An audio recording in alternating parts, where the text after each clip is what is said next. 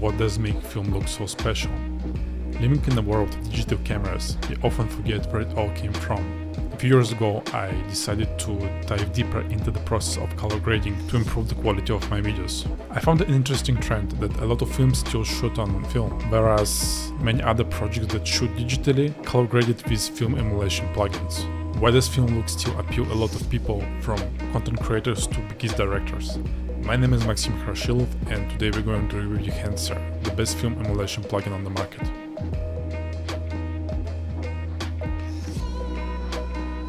Recently, Dehancer team reached me out to provide an honest opinion about the plugin. It turned out it's not just an emulation plugin for applying halation, bloom and other film effects, but it's a tool that allows you to generate endless amount of looks with certain film aesthetic.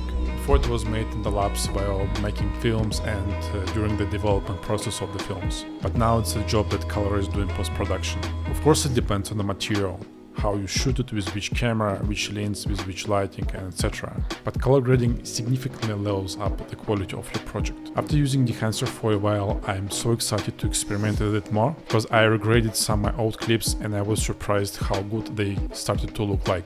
Alright, let's jump into DaVinci and review the main features of the plugin. To review the plugin, I'm going to use this shot from the beginning of the video that I shot on Sony a7 IV in a slog-free. Currently I use version 7.1.1. General recommendation: when you color grade with Dehancer, if you have some nodes like noise reduction or any other effects like deflicker or whatever, it's better to turn them off because they significantly slow down the power of your laptop or computer, whatever you use.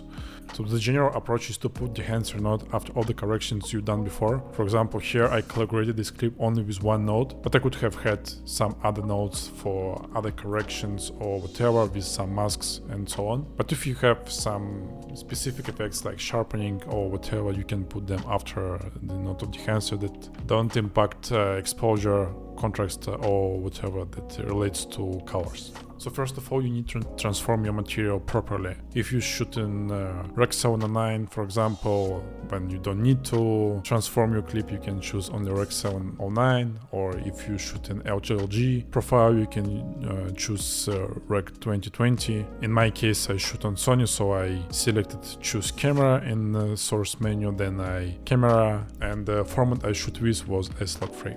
So then you need to adjust exposure of your source material. So this step is made to technical corrections of your material. First of all, there is exposure compensation. As you can see, I just lowered it down a little bit. Then you have temperature compensation, tint compensation. Difference is used when you have some chromatic aberrations, for example. Then there are some other parameters that can impact your exposure, and it's better to adjust them on the first stages of the color grading process. Of course, you can come back and always touch them a little bit more, but it's better to define your exposure in the beginning as much as possible. So first of all, we have black point and white point. So as you can see, I made some adjustments here. So then if you scroll down, you can find the vignette. It also impacts overall exposure. In this case, I didn't touch anything.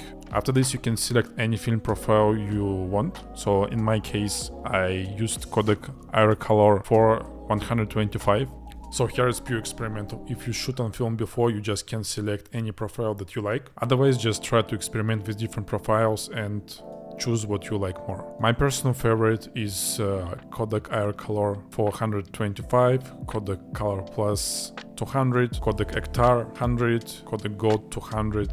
Those films I used to shoot with when I started my photography journey with film, and I know how they behave, their aesthetics and overall look, so there is some kind of experience behind it. Otherwise, just select whatever you like. There is also exposure in the grain tab, but it relates only to the specific film look you already choose, so it doesn't impact, let's say, the overall exposure of your source material. Once you select your film profile, you can adjust push and pull parameter. There are 3 different exposures sampled to build this film profile, and they behave differently in each scenario.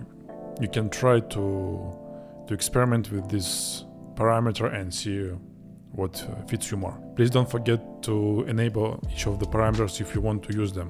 Then we have Film Developer. It allows you to create your own recipe to develop the film. Here you can adjust your contrast, your gamma. Color separation is the same as saturation, but works in a more sophisticated way, let's say. And color boost is more or less like a classic saturation. So here you can see results before and after. Then we have film compression. It allows you to adjust redistribution of the highlights.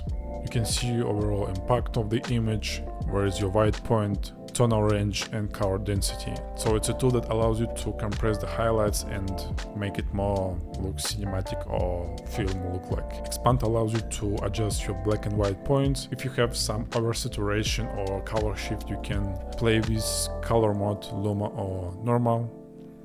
Print is the last step of analog film production. So here you select the physical print that will be used for direct viewing on the screen. My favorite one is Codec 2383 print film because it's used in the cinemas, and also I often use linear. Here you can play with the parameters of print and also choose analog range limiter if you want to soften the image. And as you can see, overall it has a significant impact on the image. Color head allows you to change the tint of your image between yellow, blue, magenta, green, cyan and red. You can use gang option to adjust them all together, but I prefer to adjust them separately. Also, you can have impact on shadow tone, midtones, highlight tones. During analog printing, exposure is affected by color filters, so you can use this parameter to preserve exposure, and the impact is just overall output value for this tab. So we can see overall impact. There is some color shift. Dehancer grain is generated from image based on complex algorithms. Here you can select specific film profile and amount of grain. Otherwise you can select custom mode and adjust each parameter by yourself. So here you have size, amount of noise, film resolution, redistribution of noise between shadow, highlights and midtones, chroma change based on specific film time and film mode. So you can see the result before and after. Same you have with halation, specific film profile and amount of halation applied. So here you cannot see much difference because halation is applied for highlights in the high contrast areas. Same you have for bloom, you select the profile and amount of bloom. So maybe I will use it more in the future a little bit, but here I didn't apply it for my image. You need to understand that halation and bloom work together and they both intensify each other. Then you have film damage. Basically it's just hair, dust, scratches and so on. Select film profile or select custom profile and adjust parameters by yourself.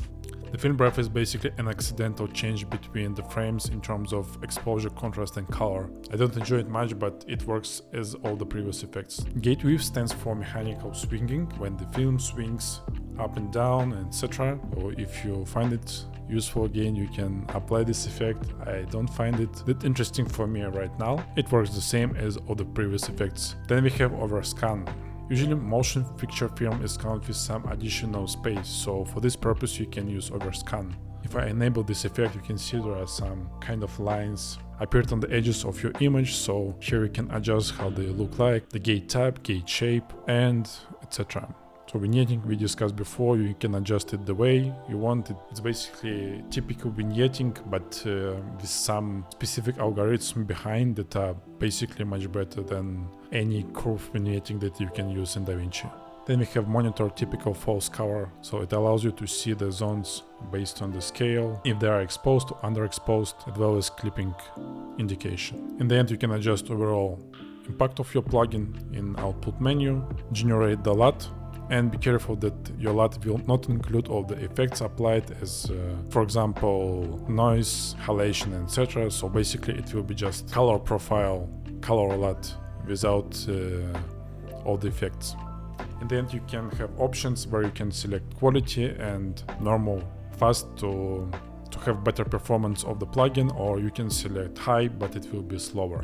Then you have licensing for, if you activated Dehancer, you can select this menu and see your activation keys. Also you have check profiles, so this allows you to update all the profiles in the plugin, and then you can just disable all the tools. There's also an amazing phone app that basically replicates all the features that we've seen in DaVinci. You can select presets or create your own looks, and the app works both for photos and videos. To conclude with, I would like to say that Dehancer is definitely a must-have tool for professional colorists, filmmakers and content creators who really care about the quality of their color grading. Whether you're going to use Dehancer with all the special effects like bloom, halation, film breath and etc., or you're just going to use it as a look designer, it's going to improve your color grading process significantly. I'm excited to use Dehancer for my future projects and discover all the hidden gems. The only flaw I found is the price, but if you take things professionally, I would consider it as a good investment in your future. With my discount code you can save 10% on your purchase and help to grow this channel. If you have any questions, please let me know in the comments below. Thank you for watching and see you in the next video. Peace.